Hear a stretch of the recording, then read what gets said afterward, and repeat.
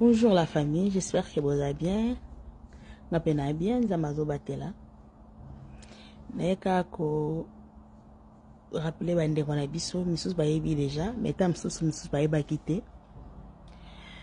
Bande ko baza na TikTok. Boza rappel na idée moyo kotaka na TikTok ya parlement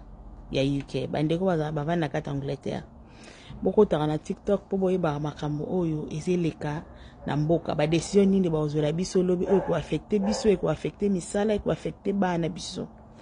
po toza mwa muke alerter ou éveiller na toza surpris ce qui est commis ko lata nzoto lobi. Actuellement gouvernement Angleterre tozo lobela mingi bazo beta sete ka mingi na cost of living. Cost of living is a vie combien écouter batou pour en revivre. Donc vie en Angleterre est commis tellement cher. Donc na muto azwa salaire à malonga au moins que ça elo muso mopandi. So ça elo muso mopandi te eza juste assez pour na ofuta ba facture lobiso bandeli suko kende su musala. Et balobeli que à partir d'octobre so retira so roza mutu ya facture tam su ya paye azigo exemple so retira courant na yo 10 livres na semaine yebara déjà que à partir d'octobre o banotia 40 livres na semaine so retira gaz ya 10 livres yeba jo banotia 20 livres na semaine na yango to balobela biso balobela peuple dans le but que ekosimba te parce que ba salaire ematite taxe mati 1%, 1.2 taxe mati mais bas salaire y a au moins mati muki et mati so ba 80 pi. Donc ce qui fait que vie à courant na gaz wandenge comme la ba ko vivre na ngote. Et Mundela a décidé à lobi que a opé sa batu 650 livres. A to ça la te ba opé sa yo. Bande kona ngai communauté na biso congolais.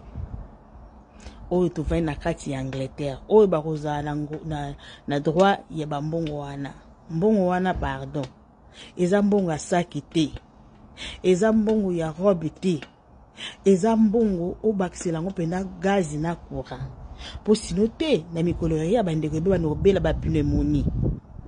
po zwaka yo moko courant za 10 livres tiaka kama du coup ekomeli 50 siko loba na salaire o toza nango et kokate pona kosala ba folie ya ndengwana na mbongo oba opesa yo vie yango moko ekomi cher en général na place osombaka saki ya loso na 10 livres ekomi 13 biloko nyonso tout emati na yango bandeko na biso il faut peut changer mode de vie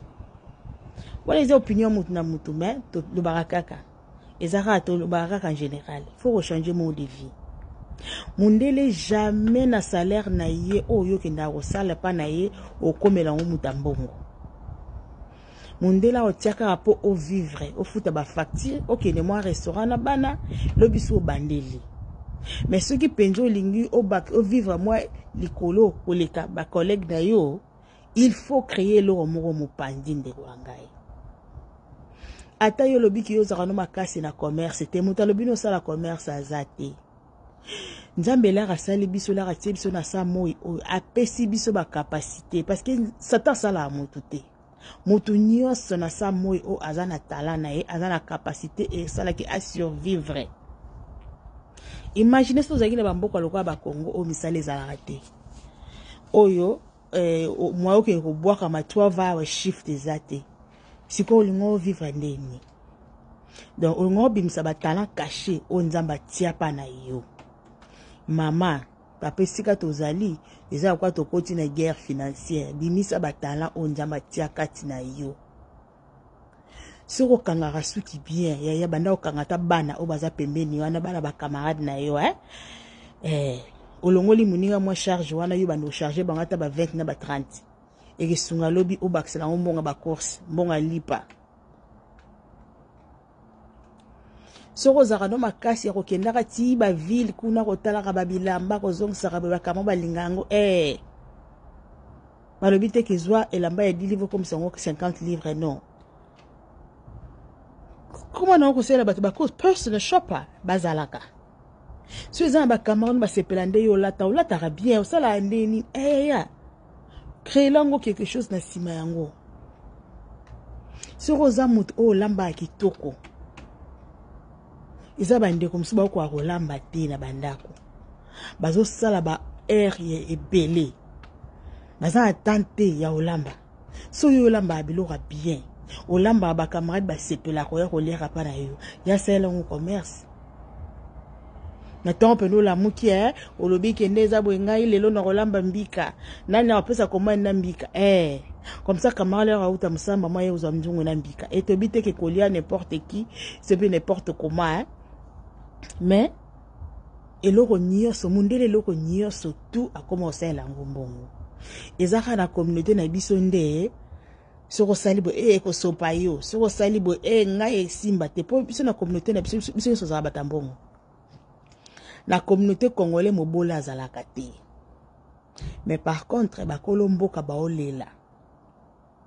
ba kolomboka bazomona ke non to eke mabe bandeko bazwaka chance ya kozala na bamboka oyo na ba 1990 so to bito compara ngo na lelo to mona vraiment ke match eke mabe makasi na yango il faut komilengela ko sala ba air rebelle eza bien mais ko quantité que so ça ba overtime mundela o kato taxe mukeno donc plus ozo sala plus bazo kata na yango siko na place ozo sala nzoto air belé na siko nango toto ya ko bela mala mulu ko créer le romoko o pesa au moins revenir ko zape na sonité hôtesse ba de ko na Congo ke match ko mabe ko za na sonité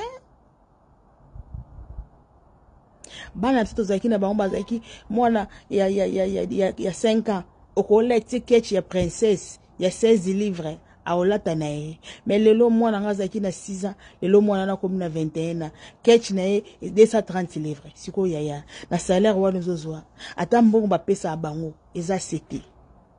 poto ya liboso Europe